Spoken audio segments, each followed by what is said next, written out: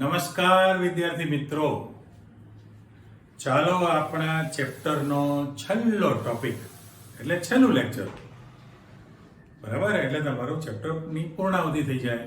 શ્રીફળ વધારી દો. પાછું એક પ્રકરણ પૂરું કર્યું કહેવાય. હવે રિકેપમાં લાસ્ટ ટાઈમ જે આપણે પ્રશ્ન શીખેલા એ હજુ આગળ વધારવાનો છે. પણ યાદ કરી લો કે ભાઈ ઈથરની બનાવટ બે પ્રક્રિયા હતી, બે રીતે બનાવી શકો. એક તો ઉદ્દીપકીય એટલે એસિડ ઉદ્દીપકીય આલ્કોહોલનું નિર્જલીકરણ કરો, બરાબર? પણ એમાં બે સંભાવના હતી ને, કારણ કે ચોક્કસ ટર્મ્સ કન્ડિશન પ્રમાણે જો તમે ઊંચું તાપમાન રાખો તો આલ્કીન બને છે, પણ નીચું તાપમાન રાખો તો ઈથર બને, એટલે એની શરત હતી. પણ બીજી જે પ્રક્રિયા સ્ટાર્ટ કરેલી એ પ્રાઇમરી સ્ટેજમાં તમે શીખી લીધેલું શું હતી? વિલિયમસન સંશ્લેષણ. અને એમાં જનરલ જે તમે શીખેલા હતા કે આલ્કાઇલ હેલાઇડ સંયોજનની આલ્કોક્સાઇડ સાથે પ્રક્રિયા કરવામાં આવે તો તમે એમાંથી ઈથર બનાવી શકો. પણ પ્રયોગશાળામાં સાદો અથવા મિશ્ર ઈથર મેળવવા માટે જે એલેક્ઝાન્ડર વિલિયમસને જે પ્રક્રિયા આપેલી એ આપણે ઉપયોગ કરીએ છીએ.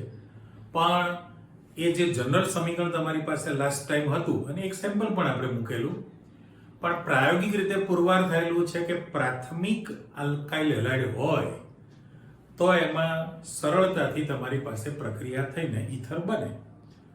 પણ જો તમારી પાસે દ્વિતીયક આલ્કાઇલ હેલાઇડ હોય અથવા તૃતીયક આલ્કાઇલ હેલાઇડ હોય તો એમાંથી ઈથર મળતું નથી.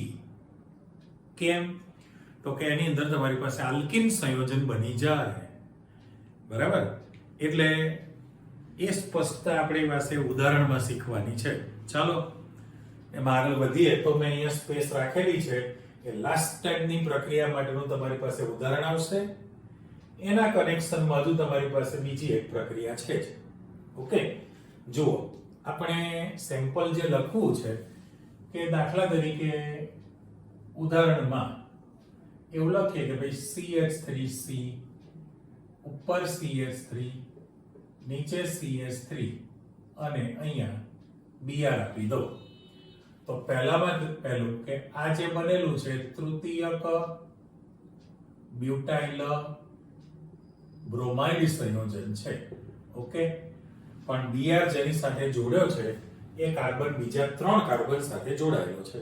એટલે પરિસ્થિતિ તમારી પાસે કેવી થવાની છે કે ભાઈ તમે જો આની અંદર આ જે તૃતીયક શબ્દ નીચે લીટી પાડો છો, તૃતીયક બ્યુટાઇલ બ્રોમાઇડ છે અને તમે એની આલ્કોક્સાઇડ સાથે પ્રક્રિયા કરવા માંગો છો, તો લખાણમાં આપણે CH3ONA એટલે આ સોડિયમ નામ આપવું હોય તો આપી દઈએ. ચાલો, સોડિયમ મિથોક્સાઇડ કહેવાશે ને, મિથાઇલ વત્તા ઓક્સિજન સોડિયમ મિથોક્સાઇડ છે. અને જો તમે એની પ્રક્રિયા કરો તો તમારી પાસે જે નિપજ બનવાની છે, આપણે બે વસ્તુ લખવી છે એના અંદર. એટલે એક આ એરો મેં આપી દીધેલો છે. હવે પ્લસ માઇનસમાં જતા રહો તો પહેલામાં પહેલું 2s2 2px2 2py1 2pz1 છે. એટલે આના પર માઇનસ ચાર્જ છે અને આના પર પ્લસ છે. જરા હું હવે રાઉન્ડ પણ આપી દઉં. એટલે સોડિયમ મિથોક્સાઇડ તૈયાર છે. પેલું તમારી પાસે તૃતીય બ્યુટાઇલ બ્રોમાઇડ છે આની અંદર. પણ જ્યારે તમે પ્રક્રિયા કરો તો ખાસ જુઓ અહીંયા આગળ કે આ આલ્ફા કાર્બન કહેવાશે અને આ બીટા કાર્બન કહેવાય. હવે આલ્ફા કાર્બન પરથી હેલોજનનું વિસ્થાપન થાય તો તમે અહીંયા આગળ Na+ જે છે એના પેટી મૂકી દો તો Na+ ને Br- તમે આપી શકવાના છો. ઓકે, પણ સાથે સાથે જે બીટા કાર્બન છે એમાંથી H નીકળી જાય, તૂટક રાઉન્ડ અપ ઉજવા H નીકળે, એ H તમે આ લોકોને આપી દો તો તમારી નિપજ બદલાઈ ગઈ. તમારી પાસે જે નિપજ બનવાની છે કેવી બની કહેવાય? તો પહેલું જે છે એ લખાણની અંદર થોડો એરો નાનો કરી દઉં નિપજ માટે. જુઓ CH3 પછી C ઉપર CH3 છે એટલે 1 2 3 વસ્તુ આવી ગઈ અને અહીંયા ડબલ બોન્ડ તમારી પાસે CH2 થયું અને પ્લસ CH3O ને તમે H આપી દેવાના છો એટલે પ્લસ નિશાની થોડી ઉપર લઈ લો. હવે નિપજના નામ તમે જુઓ તો આનું નામ તમારી પાસે 1 2 3 તો 2 મિથાઇલ પ્રોપીન બને છે ને 2 મિથાઇલ પ્રોપીન આલ્કીન બન્યું, વિલોપનની પ્રક્રિયા થઈ છે અને અહીંયા આગળ તમારી પાસે આલ્કોહોલ તરીકે મિથેનોલ સભ્ય બને છે. ઓકે, મિથેનોલ છે એટલે પરિસ્થિતિ કેવી થઈ કહેવાય? તમે જોઈ લીધું કે આલ્કોક્સાઇડની જો તમે દ્વિતીયક કે તૃતીયક આલ્કાઇલ હેલાઇડ સાથે પ્રક્રિયા કરો તો એમાંથી ઈથર બનતો નથી. એનું કારણ એટલા માટે કે તમારી પાસે દાખલા તરીકે એનો આયનીકરણ થાય તો Na+ છૂટો પડે તો એને આલ્કોક્સાઇડ મિથોક્સાઇડ આયન બન્યો ને એટલે RO- જે છૂટો પડશે એ આલ્કોક્સાઇડ આયન જે છે એ પ્રબળ બેઝ તરીકે પણ વર્તે છે અને બીજું એ કેન્દ્રાનુરાગી પ્રક્રિયા તો છે જ તે ઇલેક્ટ્રોન યુગ્મ એની પાસે છે તો એટલે અહીંયા આગળ તમે જે ઇલેક્ટ્રોનની જે ગોઠવણી કરો છો એ કેવા પ્રકારની થવાની હતી તો કે આ બંધનું ઇલેક્ટ્રોન યુગ્મ કોણ લઈ લે છે? Br. પણ અત્યારે આપણે આની માહિતી ન મુકાય કારણ કે આ વિલોપનની પ્રક્રિયા તૈયાર થયેલી કહેવાય. એટલે ફાઇનલ તમારું જૂનું હતું યાદ કરી લો કે જો તમે પ્રાથમિક આલ્કાઇલ હેલાઇડ લેશો પ્રાથમિક આલ્કાઇલ હેલાઇડ તો એમાંથી ઈથર મેળવી શકાય. પણ જો તમે દ્વિતીયક કે તૃતીયક આલ્કાઇલ હેલાઇડ રાખો તો એ સફળતા ન મળે ઈથર મેળવવા માટે કારણ કે વિલોપન પ્રક્રિયા એક અને વિસ્થાપનની પ્રક્રિયા બંને વચ્ચે જે સ્પર્ધા થશે અને સરળતાવાળી પ્રક્રિયા ઝડપી થવાની છે તો અહીંયા આગળ તમારી પાસે વિલોપનની પ્રક્રિયા થઈ કહેવાય, આલ્ફા બીટા વિલોપન કહેવાય. ઓકે, ચલો વધો આગળ. નવા પ્રશ્નમાં મૂકેલું છે તમારી પાસે કે ભાઈ ફિનોલમાંથી ઈથર મેળવવા માટેની વિલિયમસન સંશ્લેષણ પદ્ધતિ સમજાવો. પ્રશ્ન એનો છે પણ એટલે ટોપિક એનો છે પણ પ્રશ્ન તમારો બદલાઈ ગયો કે ફિનોલમાંથી ઈથર મેળવવા માટેની વિલિયમસન સંશ્લેષણ પ્રક્રિયા આપવાની છે. તો આપણે જનરલ સમીકરણ આપી દો કે ભાઈ રિંગ ઉપર આ OH એટલે આ ફિનોલ છે બરાબર, એની તમારે કોની સાથે પ્રક્રિયા આપવાની થશે? ઈથર લાવવો છે. ઈથર એટલે ઈથર જો તમારે લાવવો હોય કે વિલિયમસન સંશ્લેષણમાં તમે લાવો છો ઈથર તો આ જે છે ROX એટલે હેલાઇડ તરીકે જનરલ સમીકરણ આપણે આપી દઈએ. ચલો અને છોટું પાડી લખીએ કે ROX તરીકે મૂકેલું છે પણ એ કોણ રાખવું પડે તમારી પાસે? ફિનોલમાંથી ઈથર લાવવું છે. છોડો એને, સીધા ઉદાહરણમાં જતા રહો. ચાલો હું તમને સેમ્પલ આપી દઉં કે માની લો કે આ તમારી પાસે ફિનોલ છે. ઓકે, અને એમાંથી તમારે ઈથર લાવવું છે તો CH3 CH2 Cl રાખું તો આને ક્લોરોઇથેન કહેવાય કે નહીં? ક્લોરોઇથેન છે અને એની તમે જ્યારે પ્રક્રિયા કરો તો તમે અહીંયા આગળ સહેલાઈથી પ્રક્રિયા કરી દેવાના છો કે બે ફિનોલની આલ્કાઇલ હેલાઇડ સાથે પ્રક્રિયા કરી છે તો H ને Cl આપવાના છો. આપણે રેડ પેન મૂકી દો. જો તમે H ને Cl આપી દો અને બાકીનો ટુકડો ત્યાં જોડી દો તો બેન્ઝીન રિંગ ઉપર ઓક્સિજન છે અને અહીંયા CH2CH3 તમે જોડેલું છે પ્લસ HCl પણ હું આપી દઉં. ચાલો ઓકે, તો તમારી પાસે ROR ઈથર બની ગયો. સાદું નામ પાડવું હોય તો E અક્ષર પહેલા અને P પછી આવે એટલે એનું સાદું નામ પાડવું હોય એક એક અક્ષર લખું છું. ઇથાઇલ, ફિનાઇલ, ઈથર કહી શકાય કારણ કે ત્રણ નામ પાડવા છે. ઇથાઇલ ફિનાઇલ ઇથર. IUPAC નામ પાડો તો ઇથાઇલ વત્તા ઓક્સિજન ઇથોક્સી બેન્ઝીન તૈયાર થયેલું કહેવાય. આ ઇથોક્સી બેન્ઝીન IUPAC નામ છે. અને જો આવી ગયેલું છે ઇથાઇલ સમૂહ લાગે ઓક્સિજન સાથે તો એનું નામ તમને ખબર છે ફેનિટોલ કહેવાય. બરાબર ને? આ આપણી પાસે સભ્ય હવે ત્રણ નામ ચેક કરી લો. જો તમે અહીંયા મિથાઇલ સમૂહ રાખો તો એનિસોલ કહેવાય. ઇથાઇલ છે તો નામ છે તમારી પાસે એનું ફેનિટોલ છે. ઇથોક્સી બેન્ઝીન બને. તો આ જે આખી તમે પ્રક્રિયા કરી કઈ રીતની તૈયાર કરેલી કહેવાય? તો જનરલ સમીકરણમાં જતા રહો કે તમે અહીંયા આગળ RX રાખવો પડે ને. જો RX રાખશો તો એ આલ્કાઇલ હેલાઇડ કહેવાશે. હવે એ જે આલ્કાઇલ હેલાઇડ છે એની તમે ફિનોલ સાથે પ્રક્રિયા કરવાના છો. પણ પરિસ્થિતિ કેવી થવાની હોય અહીંયા આગળ? હવે હું ચોકડી ડોટ બંધારણ મૂકું તો પહેલામાં પહેલું કે અહીંયા 2s2 2px2 2py1 2pz1 બંધમાં છે. ઓકે, પણ થશે કેવું તો કે અહીંયા આગળ આ જે બંધનું ઇલેક્ટ્રોન યુગ્મ અહીંયા ખસે કારણ કે C' X છે એટલે x માઈનસ થવાનો છે, x માઈનસ છે. અને આનું જે ઇલેક્ટ્રોન યુગ્મ છે એ ઓક્સિજન લઈ જવાનો છે. ઓક્સિજન લઈ જશે એટલે R તરીકે જે તમે મૂકશો એ ઇલેક્ટ્રોન યુગ્મ કોને મળવાનું છે? R ને મળે.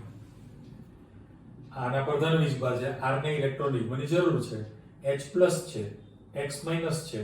તો તમારી પાસે જે ફાઇનલ નિપજ બનવાની છે એ રિંગ ઉપર O R કહેવાય અને પ્લસ તમે HX લખી શકો. પણ આ જે છે આ જનરલ નામ આપણે આપવું હોય તો તમે R એટલે આલ્કાઇલ કહેવાશે ને. આલ્કાઇલ ફિનાઇલ ઇથર. આલ્કાઇલ ફિનાઇલ ઇથર તમે બનાવી શક્યા. તો આ જનરલ જે સમીકરણ છે એને હું બ્લોક કરતો. જો આ જે જનરલ સમીકરણ હતું એ તમારી પાસે આવી ગયું. એટલે ટૂંકમાં ફિનોલમાંથી ઇથર બનાવવું હોય તો શું કરવું પડે?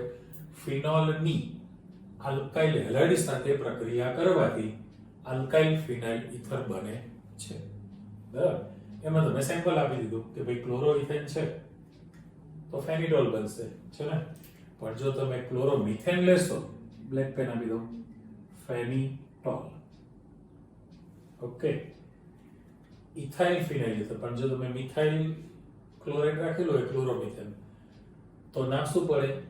મિથાઇલ ફિનાઇલ ઇથર બને, મિથોક્સી બેન્ઝીન બને અને એટલે જેની જે લીટી પાડું છું E છે એની જગ્યાએ શું લાગી જાય? મિથાઇલ ફિનાઇલ ઇથર લાગે.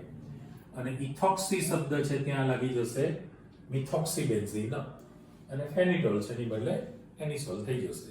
એટલે આ વિગત તમારી જૂની હતી એ વિલિયમસનની માહિતી આવતી ગઈ. હવે તમે જશો ક્યાં? તો કે ઇથરની રાસાયણિક પ્રક્રિયાઓ આપણે શીખવી છે. એમાં બે ટાઈપની પ્રક્રિયા.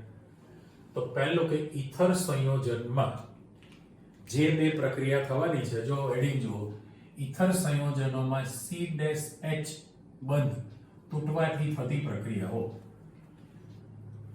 C' O બંધ તમારે તોડવાનો છે અને એના માટે આપણો જે ક્વેશ્ચન મૂકેલો છે જુઓ કે ઇથર સંયોજનની HX સાથેની પ્રક્રિયા તમારે સમજાવવી છે. ઇથર સંયોજનની હાઇડ્રોજન હેલાઇડ સાથેની પ્રક્રિયા કરવી છે. તો આપણે જનરલ સમીકરણ મૂકી દઈએ અહીંયા આગળ કે ઇથર એટલે ROR લખીએ છીએ. અત્યારે સાદો ઇથર છે અને તમે એની હાઇડ્રોજન હેલાઇડ HX સાથે પ્રક્રિયા કરવાના છો. પણ આપણે ચોખવટ કરી એ પ્રમાણે કે ભાઈ 2s2 2px2 2py1 2pz1 બંધમાં છે. પણ જ્યારે બોન્ડ તૂટે ત્યારે C' O બંધ તોડવાનો છે. આ બોન્ડ જો તૂટી જાય તો આપણી થિયરી પ્રમાણે થવાનું છે કેવું કે કાર્બન છે, ઓક્સિજન છે એટલે બંધનું ઇલેક્ટ્રોન યુગ્મ ઓક્સિજન પાસે જતું રહે. બરાબર? અને આમાં X ઉપર ઇલેક્ટ્રોન યુગ્મ જવાનું છે. પણ એને સમજાવવા માટે માત્ર ને માત્ર તમે શું કરી નાખો?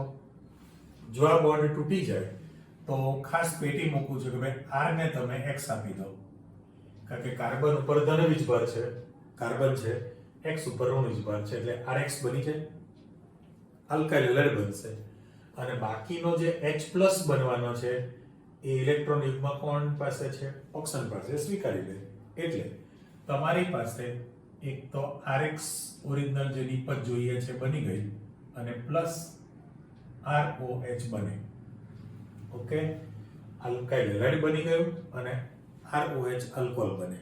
પણ આલ્કાઇલ હેલાઇડના બે અણુ બનવાના છે એટલે ફરી પાછું એ જે ROH જે લખેલું છે ROH એની પણ HX સાથે જ પાછી પ્રક્રિયા આપી દો.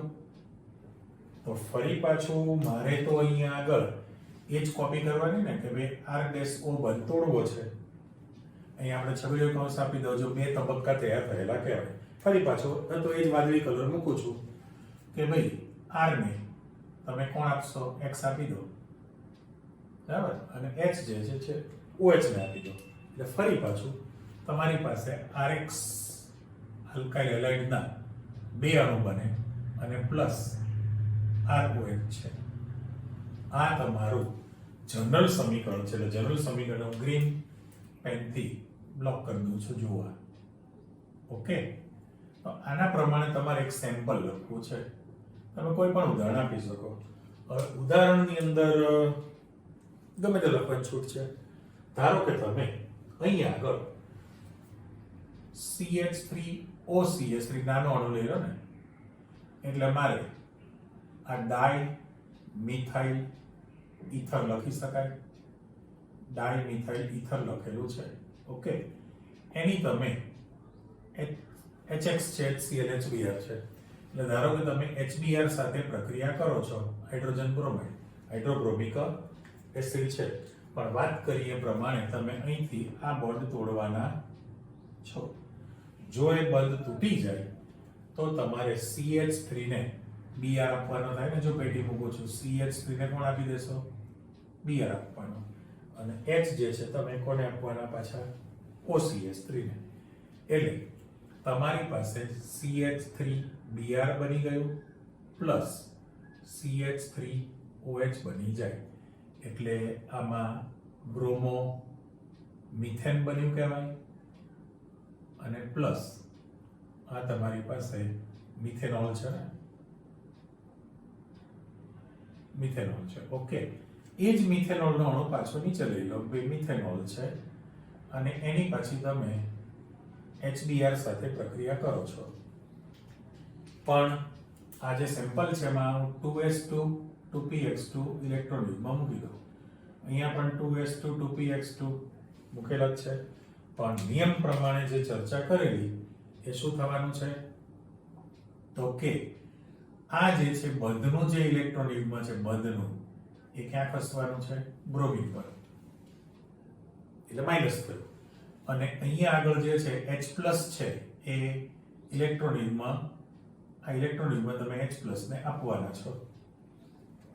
ફાઇનલ સેમ કોપી નીચે ફરી પાછું તમે HBr સાથેની પ્રક્રિયા કરશો તો મારે આ C-O બંધ બ્રેક કરવાનો છે. ફરી પાછું CH3 ને બોક્સ કરી દો અને Br ને પણ તમે બોક્સ કરી દો. પ્રોસિજર તો ઉપર પ્રમાણેની જ છે. એટલે ફરી પાછો કલર બંધનો ઇલેક્ટ્રોન યુગ્મ બ્રોમિન તરફ છે અને આ ઇલેક્ટ્રોન યુગ્મ હાઇડ્રોજનને મળવાનું છે. એટલે ફાઇનલ નિપજમાં તમારી પાસે હતું એમને CH3Br. તો બે અણુ પર નામ કોમન આવી ગયું તમારી પાસે, CH3Br બ્રોમો અને CH3OH મિથેનોલ તૈયાર થયો. ઓકે, પણ અત્યારે જે તૈયાર કરેલું છે એ સાદો ઈથર છે ને. પણ દાખલા તરીકે મિશ્ર ઈથર હોય તો સભ્ય તમે જો ROR' કરો તો મિશ્ર ઈથર છે. એની પણ જો તમે HX સાથે પ્રક્રિયા કરો તો ઉપરના પ્રમાણે જ આલ્કાઇલ હેલાઇડ જ બનવાનો છે, RX બને, અને પ્લસ ROH આલ્કોહોલ જ બનવાનો છે. એટલે આને પણ હું ફરી પાછું ગ્રીન પેનથી બ્લોક કરી દઉં છું. જુઓ, બરાબર. એટલે મારે તો બોન્ડ કયો તોડવાનો છે? C-O બંધ તૂટી જશે અને બ્લુ પેન પાછી મૂકી દઉં છું કે બે R ને તમે X આપવાના છો એટલે આલ્કાઇલ હેલાઇડ જ બનશે ને, આલ્કાઇલ હેલાઇડ બને અને આલ્કોહોલનો અણુ તૈયાર થાય છે. બરાબર? તો એ જે પ્રક્રિયા તમે કરી કહેવાય, એ જેમ ફિનોલ માટે હતું, ફિનોલ માટે જેમ ફિનોલની તમે આલ્કાઇલ હેલાઇડ સાથે પ્રક્રિયા કરી છે, તો એવી રીતે ઈથરની, સાદા ઈથરની હેલોજન એસિડ સાથે પ્રક્રિયા કરો, આલ્કાઇલ હેલાઇડ બને. મિશ્ર ઈથર, અસંમિત ઈથરની પણ જો તમે હેલોજન એસિડ સાથે પ્રક્રિયા કરો તો પણ આલ્કાઇલ હેલાઇડ બનશે, પણ એના બે અણુ તમારી પાસે ઉત્પન્ન થાય, જે ઉપલી છગડીયા કૌંસ પ્રમાણેની માહિતી છે. હજુ એક ત્રીજી શક્યતા આપણે વિચારી લઈએ કે દાખલા તરીકે તમારી પાસે બેન્ઝીન રિંગ, બરાબર, અને OR રાખીએ, આ રીતનું રાખો, ત્યારે આરડેસ મૂકો, તો આલ્કાઇલ પણ છે, ફિનાઇલ પણ છે, એટલે એરાઇલ પણ કહેવાય. એટલે એનું જે તમારી પાસે નામ પડી જાય, આલ્કાઇલ એરાઇલ ઈથર કહેવાય. બરાબર? એટલે આનામાં હું ખાલી નાના અક્ષરે મિશ્ર ઈથર કરી દઉં છું, અને આને તમારે કહેવું હોય તો આલ્કાઇલ એરાઇલ ઈથર. રાઈટ? જો તમે આલ્કાઇલ એરાઇલ ઈથર લઈ લો, હવે આ તો કંઈ આરડેસ લખવાની જરૂર નથી, કારણ કે આર એટલે આલ્કાઇલ જ છે, પેલા તો બે જુદા જુદા દર્શાવવા માટે મૂકેલું હતું. અને જો તમે એની પણ HX સાથે પ્રક્રિયા કરી દો, જો HX સાથે પ્રક્રિયા કરો તો ફરી પાછું હું અહીંયા આગળ ઓક્સિજનના 2s2 2px2 ઇલેક્ટ્રોન યુગ્મ આપી દઉં છું, અને હવે જે બોન્ડ તોડવાનો છે એ બંધ કયો તૂટશે, અને એના પરથી તમારી પાસે નીચે સ્ટ્રક્ચર છે. તો નિયમ પ્રમાણે C-O બંધ તોડવો છે. હવે તકલીફ શું છે, અહીંથી જો હું જરા બ્લુ પેનથી છૂટું પાડી દઉં છું, ચેક કરો. આ તમારી પાસે અલગ ક્વેશ્ચન પણ બની જશે, એટલે એના માટે તમારે વિચારવાનું છે. શું વિચારશો? તો કે આલ્કાઇલ એરાઇલ ઈથર હોય તો એમાં ફિનાઇલ કેન્દ્રના કાર્બનમાં sp2 પ્રકારનું સંકરણ થયેલું છે. સંકરણ કયા પ્રકારનું છે? sp2 પ્રકારનું સંકરણ થયેલું હોય. હવે હું આ વચ્ચેથી રિંગ કાઢી નાખું અને એમાં એકાંતરે 3 દ્વિબંધો મૂકી દઉં, તો આલ્કાઇલ એરાઇલ ઈથર બની ગયો. બરાબર? આલ્કોક્સી ઈથર હતો, આલ્કોક્સી ઈથર તરીકે અથવા ડાઈથાઇલ ઈથર તરીકે વિચારો, તો એમાં જે આલ્કાઇલ સમૂહ છે એમાં કાર્બનમાં sp3 પ્રકારનું સંકરણ થવાનું છે. બરાબર? એની સાપેક્ષમાં અહીંયા આગળ વિચારજો, એરાઇલ છે એટલે કાર્બનમાં sp2 પ્રકારનું સંકરણ થવાનું છે, એટલે C-O બંધ છે. અહીં તમારી પાસે બે પ્રકારના બંધ થયા ને, એક તો C-O પ્રકારનો બંધ પણ છે અને O-R પ્રકારનો પણ બંધ છે. બરાબર? બે પ્રકારના તમારી પાસે બંધ છે, પણ પરિસ્થિતિ એવી થવાની કે એમાં O-C પ્રકારનો જે બંધ છે, O-C પ્રકારનો, એટલે આની વાત છે, આ O-C. O-C એટલે મારે આ બંધ તોડવાનો છે જો બ્રેક થશે. કેમ? તો કે એ બંધ તમારી પાસે નિર્બળ છે, અને પેલો જે બંધ છે રિંગના કાર્બન સાથે C-O બંધ, એ પેલા બંધની સાપેક્ષમાં પ્રબળ છે. જો આ વધુ પ્રબળ હોય તો C-O બંધ તૂટતો હોતો નથી, પણ તમારી પાસે બંધ જે બ્રેક થવાનો છે એ બ્રેક થવા માટે અહીંથી બોન્ડ તૂટવાનો છે, અને હું ખાલી X ને પેટી મૂકી દઉં, R ને પેટી મૂકી દઉં, એટલે તમારી જે ફાઇનલ નિપજ જે બનવાની છે એ રિંગ ઉપર OH બની જશે, ફિનોલ બને અને RX બનશે, એટલે આલ્કાઇલ હેલાઇડ બન્યું. મારે તો પેલું ગ્રીન પેનથી મૂકવું છે એટલા માટે એકાંતરે 3 દ્વિબંધ મૂકી દીધા. તો આ જે નિપજ બની એ ફિનોલ બને છે, એટલે આલ્કોહોલ ની બદલે ફિનોલ તૈયાર થયેલું કહેવાય. આમાં તમે 3 વસ્તુની સમજૂતી આપી આખા પ્રશ્નમાં, કે કે ભાઈ C-O બંધ તૂટવા માટે આ જે ઘટના બની એમાં આલ્કાઇલ હેલાઇડના 2 અણુ મુક્ત થયા. મિશ્ર ઇથર લેશો તો પણ આલ્કાઇલ હેલાઇડ બને જ છે, પણ જ્યારે તમે આલ્કાઇલ એરાઇલ ઇથર રાખો અને તમે એની HX સાથે પ્રક્રિયા કરો તો આલ્કાઇલ હેલાઇડ તો બનાવવાનું છે, પણ સાથે સાથે ફિનોલ બને છે. તો એનું કારણ તમે સમજૂતી આપી આ પ્રકારનું થયેલા. હવે એને શીખવા માટે એ જે સ્થિરતા શા માટે વધી જશે, તો જે આપણે ક્લોરોબેન્ઝીનની અંદર સંસ્પંદન સ્વરૂપ શીખેલા, ફિનોલમાં પણ સંસ્પંદન સ્વરૂપ શીખેલા છો, એ જ સંસ્પંદન સ્વરૂપની આકૃતિ નીચે આપણી પાસે તૈયાર છે. કરો ચેક. અને એના કારણે તમારી પાસે કઈ પ્રક્રિયા આપવાનું છે? ઇલેક્ટ્રોન અનુરાગી વિસ્થાપનની પ્રક્રિયા આપશે. પહેલા તો આને ક્લિયર કરો કે ભાઈ તમે જ્યારે આ જે આલ્કાઇલ એરાઇલ ઇથર જે મૂકેલું છે, આલ્કાઇલ એરાઇલ ઇથર પર્ટિક્યુલર આપણે એનિસોલ વિચારીએ કે એનિસોલની પ્રક્રિયા છે. તો જે પહેલું સ્ટ્રક્ચર છે ગોળમીંડામાં, એમાં પહેલા બીજા કાર્બન વચ્ચે દ્વિબંધ છે. ઓકે.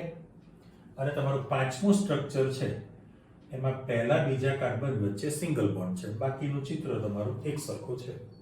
હવે સંસ્પંદનની જે ઘટના બને છે, 2 વસ્તુ સમજૂતી મૂકો છો. સંસ્પંદનની ઘટના માટે આ જે ઓક્સિજનના ઇલેક્ટ્રોન યુગ્મ છે ખસીને જ્યારે કાર્બન ને ઓક્સિજન વચ્ચે આવશે તો ત્યાં દ્વિબંધ બની ગયો, માટે ઓક્સિજન ઉપર ધન વીજભાર આવે. એ 3 ચિત્રમાં જોઈ લો. ડબલ બોન્ડ ધન વીજભાર, ડબલ બોન્ડ ધન વીજભાર છે. પણ આ દ્વિબંધનું ઇલેક્ટ્રોન યુગ્મ અહીંયા ખસી જાય એટલે ઓર્થો સ્થાનમાં ઋણ વીજભાર થયો. બરાબર. આ દ્વિબંધ થયો, અહીંયા ઋણ વીજભાર થયો, એટલે બંધની તમારી સિચ્યુએશન ચેન્જ થઈ. પછી જે મેં અત્યારે 3 ચિત્રો બનાવ્યા છે, હવે શું થાય તો કે આ ઇલેક્ટ્રોન નો જે ચાર્જ છે ખસીને જ્યારે અહીંયા પહોંચે તો જો અહીંયા દ્વિબંધ આવી ગયો અને આ દ્વિબંધનું ઇલેક્ટ્રોન યુગ્મ અહીંયા આવશે એટલે પેરા સ્થાનમાં ઋણ વીજભાર થઈ ગયો. તમારું બીજું સ્ટ્રક્ચર એટલે 3જા નંબરનું થયું. ફરી પાછું જ્યારે તમે આ દ્વિબંધનો ઇલેક્ટ્રોન યુગ્મ અહીંયા ખસેડો તો અહીંયા ઋણ વીજભાર આવી ગયો, આ અહીંયા આવી જશે એટલે આ દ્વિબંધ બની ગયો. અને પછી જ્યારે દ્વિબંધનું ઇલેક્ટ્રોન યુગ્મ ઓક્સિજન ઉપર જતું રહે, આ ઋણ વીજભાર અહીંયા આવતો રહે તો તમારું 5 નંબરનું સ્ટ્રક્ચર બની ગયું. એટલે 2 વસ્તુ તમે શીખી લીધી આ બંધારણની અંદર. પહેલું તો આને ક્લિયર કરી નાખો કે ભાઈ આ સંસ્પંદન ઘટના થતી હોવાને કારણે C-O બંધ જે છે આંશિક દ્વિબંધ તરીકે વર્તે, એટલે એની મજબૂતાઈ વધી જાય, પ્રબળ બને, તૂટતો હોતો નથી. એની સરખામણીમાં O-R નો બંધ છે નિર્બળ બને, એ બંધ તૂટે અને એ રીતે તમારી પાસે આલ્કાઇલ હેલાઇડ સંયોજન બને. એ આના સાથેની સરખામણી થઈ. અને બાકીની સંસ્પંદનની ઘટના તમે વિચારી તો જે રીતે અહીંયા O ને H ફિનોલ, તો ફિનોલની પ્રક્રિયા તમારી પાસે ઓર્થો અને પેરા સ્થાનમાં જે રીતે બને છે એ જ વસ્તુ જો તમે અહીંયા આગળ આલ્કાઇલ એરાઇલ ઇથર રાખો, કોઈ પણ આપણે એનિસોલની પ્રક્રિયા ભણીએ છીએ, તો એમાં ઓર્થો અને પેરા સ્થાનમાં જ તમારી પાસે દ્વિવિસ્થાપિત નિપજ બનવાની. કારણ કે જો ઓર્થો સ્થાનમાં, પેરા સ્થાનમાં અને ઓર્થો સ્થાનમાં વીજ ઘનતા વધે છે. બરાબર. ચાલો હવે તમે છેલ્લા પ્રશ્નમાં જતા રહેશો. તો એ જે પ્રશ્ન મૂકેલો છે એ ખાસ પેપરમાં પૂછવાનો હોય જ એકવાર. નામ વાંચો. એક તો આલ્કોક્સી એરિન, તમે જે પ્રક્રિયા કરવાનો છે પહેલા નામ આપી દો. અત્યારે હવે રિંગ મૂકી દઉં છું O અને CH3. બરાબર. એટલે અત્યારે હું નામ એનું એનિસોલ મૂકવાનો છું. બરાબર.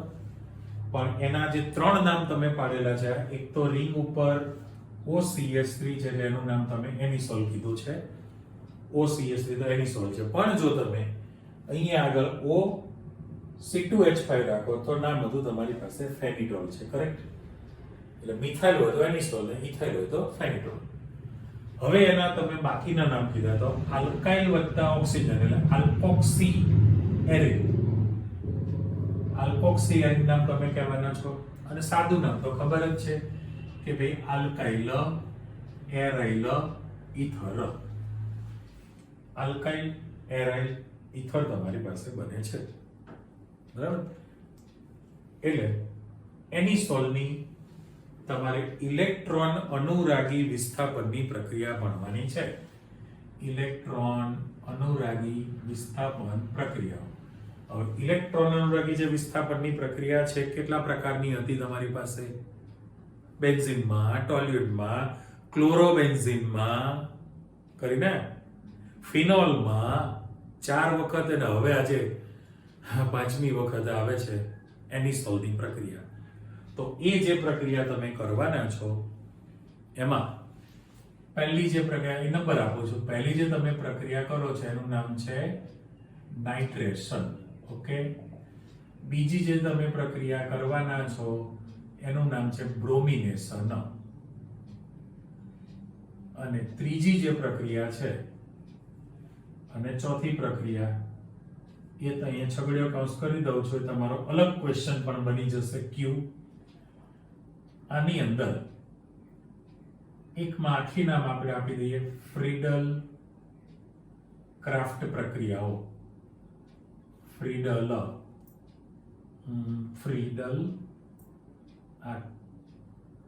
ક્રાફ્ટ પ્રક્રિયા, પણ ફ્રીડલ ક્રાફ્ટ આલ્કાઇલેશન આપણે લખી નાખીએ છીએ. અને એક વખતે શોર્ટ ફોર્મમાં લખી નાખો ફ્રીડલ ક્રાફ્ટ એસાઇલેશન. ઓકે. એટલે ફ્રીડલ ક્રાફ્ટ પ્રક્રિયા વાળો પ્રશ્ન તમને સાથે પણ પૂછી શકે. તો ઇલેક્ટ્રોન અનુરાગી વિસ્થાપનની પ્રક્રિયા કરવી છે. તો આપણે જે માહિતી આપી એ પ્રમાણે કે ભાઈ એનિસોલમાં OCH3 સમૂહ છે એ ઓર્થો પેરા નિર્દેશક છે. એટલે જ્યારે તમે પ્રક્રિયા કરો તો ઓર્થો અને પેરા સ્થાનમાં તમારી પાસે બનવાની છે નિપજ. પણ પેરા નિપજ જે છે વધુ પ્રમાણમાં મળે. હવે નાઇટ્રેશનની પ્રક્રિયા માટે તમારી પાસે પ્રક્રિયા કોણ છે? તો કે સાંદ્ર HNO3 અને સાંદ્ર H2SO4. એટલે સાંદ્ર H2SO4 અને સાંદ્ર HNO3 તમે રાખો, કોઈ ટર્મ્સ કન્ડિશન તાપમાન છે નહીં, તો નાઇટ્રેશનની પ્રક્રિયા કરવી છે. બ્રોમિનેશનમાં ખાસ ટીક માર્ક કરું છું. જુઓ, બ્રોમિનેશનની પ્રક્રિયામાં ફેરિક બ્રોમાઇડ ઉદ્દીપક તરીકે રાખીએ છીએ અને આયન 3 બ્રોમાઇડ, પણ ફેરિક બ્રોમાઇડ ઉદ્દીપક રાખવાની જરૂર નથી. અહીંયા આગળ ઇથેનોઇક એસિડ એટલે CH3COOH એસિટિક એસિડ પણ કહેવાય, એમાં ઓગાળેલો બ્રોમિન, બરાબર. ઇથેનોઇક એસિડમાં ઓગાળેલા બ્રોમિન સાથે પ્રક્રિયા કરો, FeBr3 રાખવાની જરૂર હોતી નથી. અને ફ્રીડલ ક્રાફ્ટ આલ્કાઇલેશનમાં ઉદ્દીપક તરીકે તમે નિર્જળ AlCl3 રાખવાના છો ને, એટલે મિથાઇલ ક્લોરાઇડ સાથે પ્રક્રિયા આલ્કાઇલ હેલાઇડ છે અને CH3COCl, તો એને એસાઇલ ક્લોરાઇડ કહેવાશે. આલ્કાઇલ ક્લોરાઇડ સાથે પ્રક્રિયા કરો અને અહીંયા એસાઇલ ક્લોરાઇડ સાથે પણ તમે પ્રક્રિયા કરો છો, પણ એમાં આપણે ખાસ મૂકી દઈએ કે ભાઈ નિર્જળ એલ્યુમિનિયમ ક્લોરાઇડ, નિર્જળ AlCl3 રાખીએ આપણે. ઉદ્દીપક છે એટલે પેટી મૂકી દો, અહીંયા પણ હું ખાલી ડેશ કરી દઉં છું. ઓકે. આપણું લખાણ બધું જ આવી ગયું. હવે તમે જે નિપજ બનાવવાના છો એમાં ઓર્થો પેરા બનવાની છે, પણ જે વધુ પ્રમાણમાં બને છે ને આગળ લખી નાખો. તો OCH3 એનિસોલ એમને જ છે, એના પહેલા લખવી છે ને પેરા નિપજ, પેરા સ્થાનમાં NO2 મૂકું છું, કાઢી નાખું, અને પ્લસ અહીંયા આગળ OCH3 ના ઓર્થો સ્થાનમાં NO2 લગાડીએ છીએ. એ જ રીતે પહેલા દરેકમાં આપણે નિપજ આપી દઈએ. ચાલો, પહેલું આ OCH3 છે એના પેરા સ્થાનમાં બ્રોમિન આપી દઉં, અને આ જે OCH3 એનિસોલ છે એના ઓર્થો સ્થાનમાં બ્રોમિન આપી દઈએ.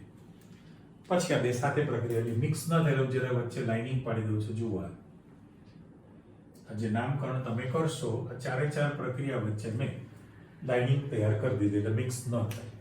પહેલામાં પહેલું રિંગ ઉપર OCH એટલે એનિસોલ તો છે જ તે એનિસોલ, પણ અત્યારે આને 2 નંબરનો કાર્બન કહેવાશે, આ 4 નંબર. એ જ રીતે આ 4 નંબરનો કાર્બન છે, 2 નંબરનો છે, એટલે આમ જનરલ નામ કરવું હોય તો એને ઓર્થો નાઇટ્રોએનિસોલ કહેવાય, પેરા નાઇટ્રોએનિસોલ કહેવાય. પણ તમને જે નામ આપેલું છે એ 4 ચોથા કાર્બન પર 4 નાઇટ્રોએનિસોલ છે. તો અહીંયા લખવું મારે તો 2 નાઇટ્રો એનિસોલ મેં મૂકી દીધેલું છે. 4 નાઇટ્રોએનિસોલ છે અને 2 નાઇટ્રોએનિસોલ છે. પણ ચોખવટ કરી છે કે જે આ વધુ પ્રમાણમાં તમારી પાસે આ જે નિપજ મળવાની છે વધુ પ્રમાણમાં મેં ટીક માર્ક કરી દીધી અને આ છે અલ્પ માત્રામાં મળશે. બરાબર. એટલે પહેલું વિધાન આવી ગયું કે ભાઈ એનિસોલની સાંદ્ર HNO3 અને સાંદ્ર H2SO4 સાથે નાઇટ્રેશનની પ્રક્રિયા કરવામાં આવે તો 4 નાઇટ્રોએનિસોલ વધુ પ્રમાણમાં મળે, 2 નાઇટ્રોએનિસોલ અલ્પ પ્રમાણમાં મળશે. અહીંયા પણ જો તમે મૂકો તો નિપજમાં એવું કહે છે નંબરિંગ તમારું એનું એટલે નામકરણમાં હું લખીશ તો 4 બ્રોમો એનિસોલ લખાય ને, ચોથા કાર્બન ઉપર છે 4 બ્રોમો એનિસોલ અને અહીંયા લખશો તો 2 બ્રોમો એનિસોલ છે 1. હવે આપણે આ તમારે ડેશ મૂકી દેવો એટલે વધુ પ્રમાણમાં છે, પેલું અલ્પ પ્રમાણમાં છે. પણ એવું કહે છે કે 4 બ્રોમો એનિસોલ છે એ તમને 90% નિપજ મળે છે, 90%. તો પેલી અલ્પ માત્રામાં માત્ર 10% જેટલી જ નિપજ મળી ને. બરાબર. એટલે વધુ પ્રમાણમાં જે જથ્થો મળવાનો છે 4 બ્રોમો એનિસોલ છે. અને હું અહીંયા ખાસ ચોખવટ કરી દઉં છું કે આ પ્રક્રિયામાં તમારે લુઈસ એસિડ પ્રકારનો જે પ્રક્રિયક છે FeDr3 ઉદ્દીપકની હાજરી રાખવાની જરૂર પડતી નથી. માત્ર એસિડિક એસિડમાં ઓગાળેલો બ્રોમિન હોય અને પ્રક્રિયા કરો તો 4 બ્રોમો એનિસોલ 90% નિપજ મળશે. ઓકે, આ ડિફરન્સ આવી ગયો. અને હવે જે તમને કહ્યું છે કે ભાઈ ફ્રીડલ ક્રાફ્ટ પ્રક્રિયા, આને હું ક્વેશ્ચન કરી દઉં છું. ફ્રીડલ ક્રાફ્ટ પ્રક્રિયા જો તમારે આપવી હોય તો આલ્કાઇલ હેલાઇડ સાથે પ્રક્રિયા આપો તો આના જેમ જ નિપજ બનાવી છે અને એસાઇલ હેલાઇડ સાથે આપી દો તો આપણે નિપજમાં આ એનિસોલ છે અને આ CS3 લાગી જશે. અહીંયા મેં ચોથા સ્થાનમાં પહેલા લખું છે ને એટલે અહીંયા પહેલા સ્થાનમાં CS3 છે. આ જે એનિસોલ છે એના ઓર્થો સ્થાનમાં CS3 લાગી જાય. નીચલું પહેલા આપી દો. આ જે એનિસોલ છે એના પેરા સ્થાનમાં COCS3 લાગી જાય અને એનિસોલ છે એના ઓર્થો સ્થાનમાં COCS3 લાગી જશે. બરાબર. એટલે મારે તો ડેશ કરીને લખી નાખવાનું કે ભાઈ વધુ પ્રમાણમાં છે, અલ્પ પ્રમાણમાં, વધુ પ્રમાણમાં, અલ્પ પ્રમાણમાં. પણ પાછું નામ પાડશો તો આને 4 આ 2 અહીંયા આગળ તમારી પાસે કેવું પડશે નામ? પહેલામાં તો કહી દો ચાલો, કારણ કે લોચો શું છે કે આટલાને તમે એનિસોલ કહો છો, આને ભૂલી જાવ તો ટોલ્યુન થઈ ગઈ. તો જનરલ નામ આપવું પડે ને. તો શું લખાય? 4 મિથાઇલ એનિસોલ 2 મિથાઇલ એનિસોલ લખવું પડે. નામમાં 4 મિથાઇલ એનિસોલ છે ત્યારે અહીંયા લખશો તમે 2 મિથાઇલ એનિસોલ. ઓકે, આવું નામ લખ્યું. પણ તમારે ટોલ્યુન પ્રમાણે ટોલ્યુન થી તમારે નામ પાડવું હોય તો શું કરી નાખો? તો પણ અહીંયા 4 મિથોક્સી ટોલ્યુન કહેવાય ને, 4 મિથોક્સી ટોલ્યુન કહેવાય અને 2 મિથોક્સી ટોલ્યુન થઈ જશે.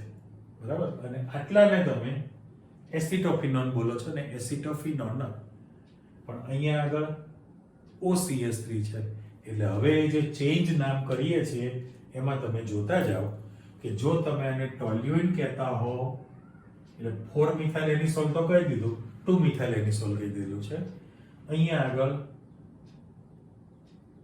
એસિટોફિનોન બોલવાના છો ને, એસિટોફિનોન છે. પણ હવે મારે આ અત્યારે નામ તમે રહેવા દેશો, પણ જો આને 4 નંબર આપી દઉં તો શું નામ પડે?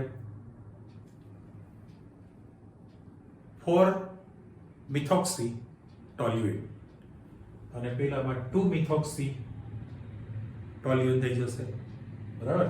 એટલે હું અહીંયા ગ્રીન પેનથી લખી નાખું છું 4 અને ગ્રીન પેનથી લખી નાખું છું અહીંયા 2. જો બે અલગ અલગ છે. હવે મારે જો એ નામ લખવું હોય તો એવું લખી શકાય અહીંયા આગળ, કારણ કે 4 મિથાઇલ વત્તા ઓક્સન મિથોક્સી અને ટોલ્યુઇન કોમન નામ જવા દઉં છું, બરાબર? 4 મિથોક્સી ટોલ્યુઇન કહેવાય અને 4 ના ઉપર હું પેટી મૂકી દઉં, ત્યાં જો બગડો મૂકી દઉં 2 નંબર તો 2 મિથોક્સી ટોલ્યુઇન થઈ ગયેલું કહેવાય. તો એ જ રીતે અહીંયા આગળ તમે આને 4 નંબર આપશો અને આને 2 નંબર આપવાના છો.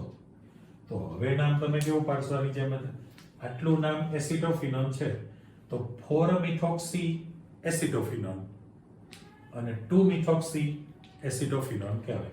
એટલે હું જનરલ નામ જવા દઉં છું 4 મિથોક્સી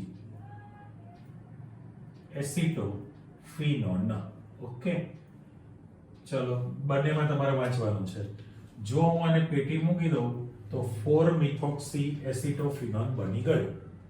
અને જો હું ઓપ્શનમાં અહીંયા આગળ બગડો કરીને ગોળ મીંડું મૂકી દઉં તો તમારી પાસે 2 મિથોક્સી એસિટોફિનોન બની ગયું કહેવાય. ખબર પડી? એટલે ફ્રીડલ ક્રાફ્ટ પ્રક્રિયામાં તમારા નામમાં ફેરબદલી થઈ. ટૂંકમાં આ પ્રશ્ન તમને પેપરમાં પૂછવાનો હોય જ છે. એટલે આલ્કોક્સી એરિન કહેવાય, આલ્કાઇલ એરાઇલ ઇથર કહેવાય, અથવા એની સોલની ઇલેક્ટ્રોન અનુરાગી વિસ્થાપનની પ્રક્રિયા આપો તો નાઇટ્રેશન, બ્રોમિનેશન અને ફ્રીડલ ક્રાફ્ટ પ્રક્રિયા થઈ, કે જેમાં તમારી પાસે પેરા નિપજ વધુ પ્રમાણમાં મળે છે, ઓર્થો નિપજ તમારી પાસે અલ્પ પ્રમાણમાં તૈયાર થવાની. પણ આના નામની અંદર તમે જોઈ લીધું કે ભાઈ ચેન્જ આવશે, બરાબર? બાકીનામાં બધું એક જ સરખું આવશે. એટલે ટૂંકમાં ઇથર જે છે, ઇથર એની બધી જ પ્રક્રિયા તમે શીખી લીધી. અને આપણે ચર્ચા કરેલી છે કે ભાઈ ડાઇઇથાઇલ ઇથર છે, ડાઇઇથાઇલ ઇથર એનો ઉપયોગ નિશ્ચેતક તરીકે થતો ને, પણ તકલીફ શું છે કે ભાઈ નિશ્ચેતક તરીકે હાલના સંજોગોમાં નથી વાપરતા. કેમ? તો કે એમાંથી પુનઃ પ્રાપ્ત કરવાનું અઘરું છે સંયોજનને, એટલે અન્ય સંયોજનનો ઉપયોગ થતો રહે છે. એવું મેં તમને 10મા ચેપ્ટર વખતે ક્લોરોફોર્મની સમજૂતી આપી, નિશ્ચેતક તરીકે વાપરે ત્યારે નામ કીધેલું. આમાં ચોખવટ છે તમારી પાસે, એટલે કઈ વાંધો નહીં, ઘણું બધું તમે તૈયાર કરી નાખેલું છે. ઇથરની બધી જ પ્રક્રિયા તમારી પાસે આવી ગઈ, એટલે તમારા આલ્કોહોલ, ફિનોલ, ઇથર કમ્પ્લીટ પૂર્ણ થઈ ગયું. વ્યવસ્થિત તૈયાર કરી નાખો. કોયડામાં જે મૂકેલા છે ટેક્સ્ટ બુકની અંદર નામકરણ માટે, સ્વાધ્યાયમાં પરિવર્તન આપેલા છે, અધૂરા સમીકરણ મૂકવાના હોય તો બધું જ તમે જે ચેપ્ટર આખું તૈયાર કરેલું છે એમાંથી આરામથી જવાબ તૈયાર કરી શકવાના છો. ઓકે, ફરી પાછા મળીએ છીએ. આવજો, બાય.